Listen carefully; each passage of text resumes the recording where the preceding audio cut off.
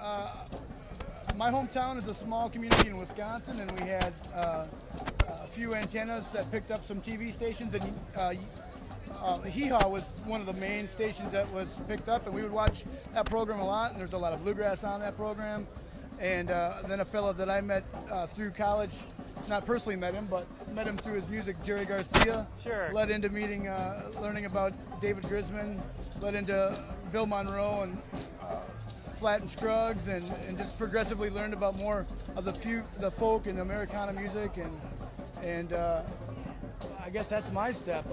You've got a little more personal. Yeah, my grandpa plays banjo, and I've heard it all my life, and didn't really start actively listening to it till about high school. Jerry Garcia as well, and David Grisman and Bill Monroe, and started playing just out of high school. So it didn't take long after it all started, but it's always been in my family, and I love it. Excellent. Yeah. Now, you're playing one of the free stages tonight, right? A little later on? Yep. Okay. And now I know you've been involved in some Music Coalition events in the past. Didn't you play one? Was it Little Big Fest or GDP? Both the Big Fest. Oh, okay. Excellent. Yep. We've been both now, Little Big Fest. Okay. And if I'm remembering right, you guys played. It was an amplified acoustic performance, right? I mean, you're playing your instruments and you got condenser microphones. Right. What is it like? What's the motivation for that? What does that do for you guys sound-wise? Well, I think it's just kind of going back to the beginning of this style of music. When this type of music was played back in the day, it was people would sit around and listen to acoustic music. There wasn't really any amplification at all. Mm-hmm. And then when the amplification came available, they used this one condenser mic.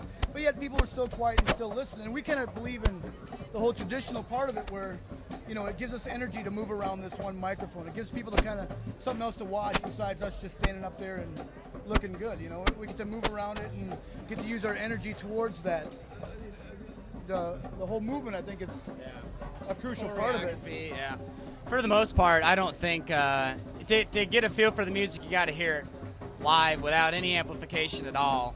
To answer your question, I don't think it does much. It does good enough so people can hear it. Sure. But for the most part, we're playing acoustic instruments and electrifying them, like you said. And sometimes it doesn't work, sometimes it does.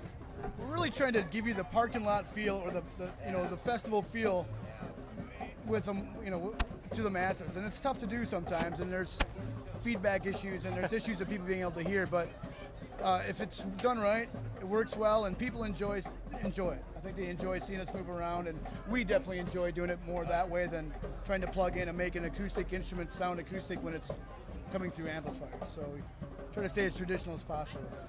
Excellent. Well, it sounds fun. Best of luck with your set tonight, guys. Thanks for your time. Thanks a lot. All right. Thanks.